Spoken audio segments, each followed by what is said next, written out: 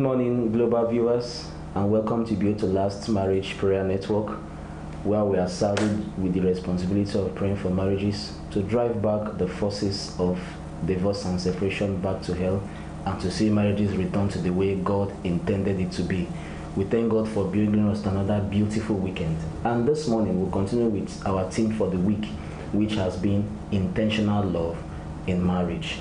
On Monday and Wednesday, we've been looking at the subject matter of being intentional with the love we have for our partners in marriage. And the word intentional is a word with very deep meaning and connotation, and often reveals the desires and interests of an individual.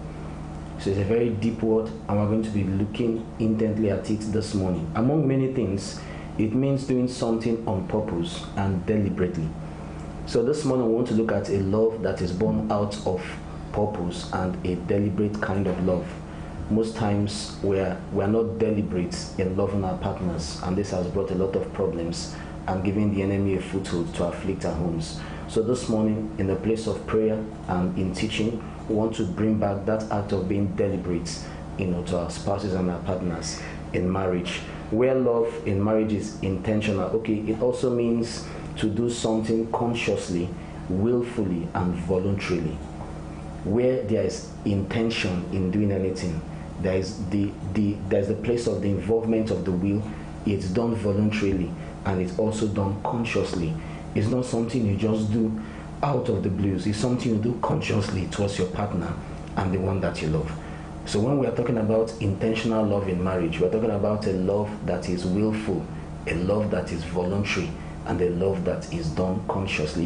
You're sure and you're deliberate about your actions towards your partner. Then we can say that love is intentional. Where love in marriage is intentional, there is freedom of choice. There is freedom of choice or action without external compulsion.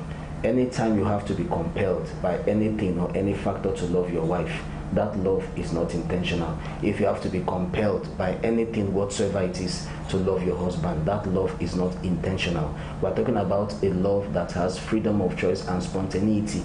You love spontaneously. Nobody is putting you under pressure or compulsion to love the person. It's something you do out. For example, God's love for us is intentional, very intentional. The Bible says, while we were yet sinners, Christ died for us. He said, for God so loved the world, that he gave his only begotten son,